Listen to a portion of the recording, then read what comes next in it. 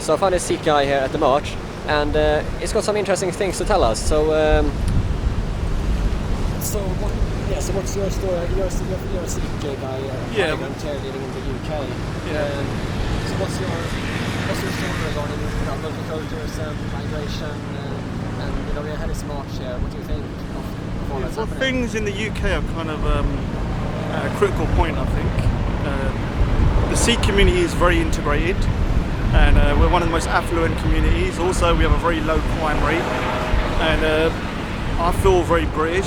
I'm very patriotic. I love the country, so I don't like what I'm seeing. I've had lots of Muslim friends, and most of them are really great, but I don't really agree with the ideology and how it's been become more and more extreme. When I was younger, I was in a predominantly Muslim area. We never spoke about religion. Religion never come up, and it's only in the last, let's say, 20 years that religion's becoming the forefront of most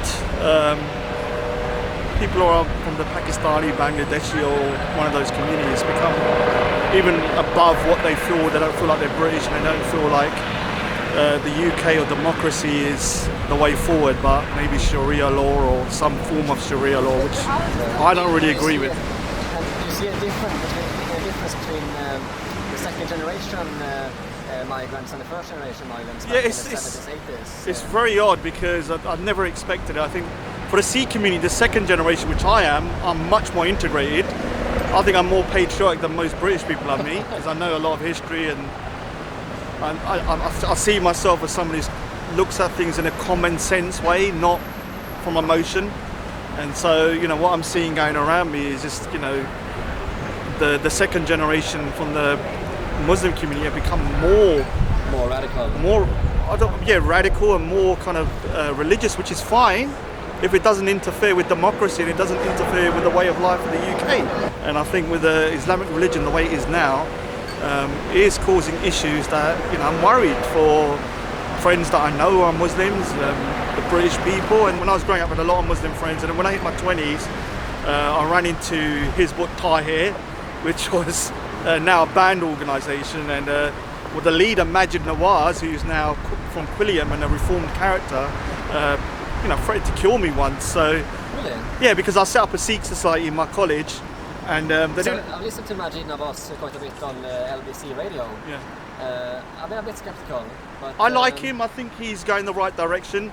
You have to understand, I know how crazy he was, and the fact that he's now seen the light is very inspiring. What do you think the future looks like for Europe with mass migration? And there's been a lot of terrorist attacks recently.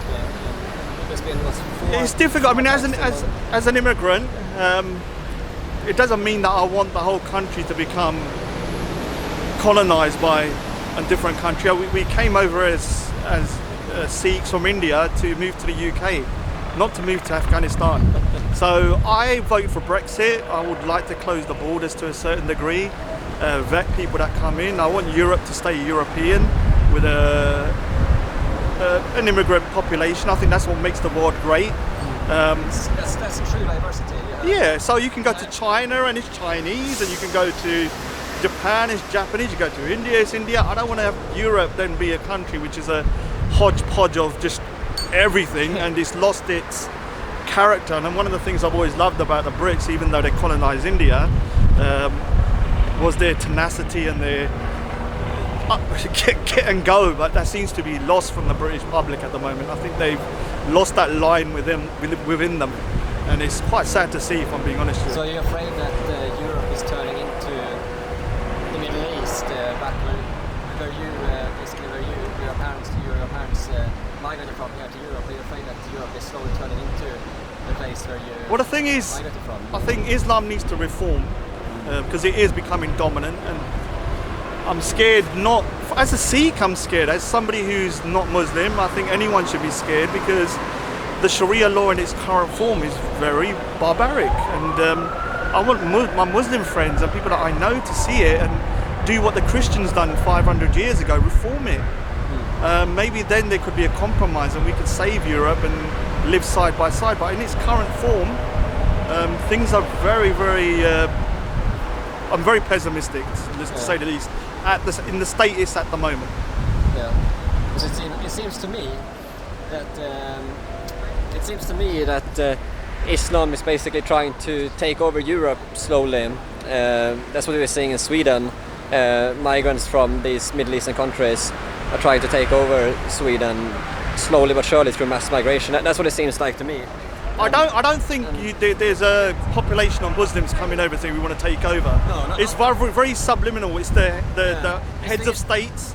They want people that are immigrants because they normally vote to the left. It's the government elites. The government, and it's the elites of the Muslim community who want to increase their numbers and get voter blocks where they can vote in one particular way. Sikhs don't really vote like that. We vote for the political party that we agree with or the person, not by the religion. But I do think Muslims vote by religion and then see the political party after. And so I don't think they're intentionally doing it, but it doesn't matter if it's intentional or not. The outcome will still be the same. You told me you had some people that has been groomed by rape gangs. Is that correct? Yeah, I mean the thing is, what people don't realise, in the 80s and 90s, it was the Sikhs that were originally complaining about grooming, and they set up a group called the Shera Punjab, which is kind of like an EDL group, and we fought back against the Pakistani community. We actually complained to the police, and they just thought we were being it was just Asian against Asian, and they never reported what it was a Sikh standing up against grooming gangs. Yeah. What sadly happened was that we kind of kicked their ass, if I'm being honest with you, and I think we taught them a lesson, and so they started to go back and they went for an easier target. And I remember in the 90s that the problems started to slow down a bit, I thought, and it's the easier target. That's the white girls. The white girls. Yeah, so they started going for the white girls. But I still do know people that were groomed. There's people that I know who are Sikh that were specifically targeted because they were Sikh, and they don't target their own girls, which is a big problem. You have to ask yourself, why is it that most of the grooming gang perpetrators who are from the same area as me in India, in the Indian subcontinent, are all Pakistani Muslims? Yeah. Whereas I think there's hardly any Sikhs in there, no Hindus, nothing. And my community would never accept anything like this. And I think the Muslim community needs to look within itself and address these issues before we can kind of move forward. And I don't hate any community. Yeah, no. I just don't want this country to break up into a civil war or a civil disobedience because people are not talking and not being open about issues. And what do you think white British people should do to stop this kind of grooming gangs? Because I know I was up in Sunderland where they had a march. Yeah. Justice for Chelsea. Justice for Chelsea, yeah, I've been watching. Do you think we should have more of that? I don't know, it's too controversial. The thing is, it's difficult because the Sikhs, when we've just recently, I think 2 years ago, they beat up a grooming gang. And I don't agree with beating up, but because Sikhs are Asian, we kind of got away with it in a way because they were like Asian against Asian, and they got. I don't think that'll happen. But with the white community, they can't do that. So they need to think of a way. I think the way they're doing Justice for Chelsea and advertising things and really talking about it, the main thing is to talk about it. I think we just need to keep it out in the media and don't say the word Asian because it's disrespectful to me. I find it very disrespectful because I'm Asian. It's got nothing to do with my community, and you've got to use what the word is, who the perpetrators are.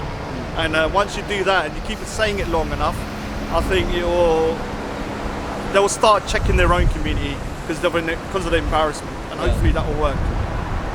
Excellent. Is there anything else you would like to say regarding this at all?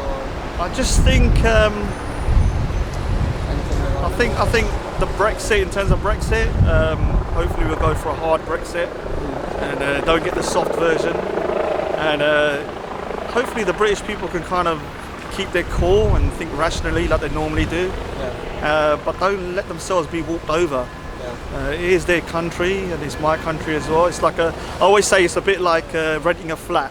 As an immigrant, I've come in and I've agreed to some tenants agreement, and if I don't abide by it and I start kind of trashing the place and not abiding by it, I think it's not right for that person to stay in that country. No. And so if you come to a country, you should respect. Yeah, I always look at that. I will always be an immigrant to a certain degree, even though I feel British.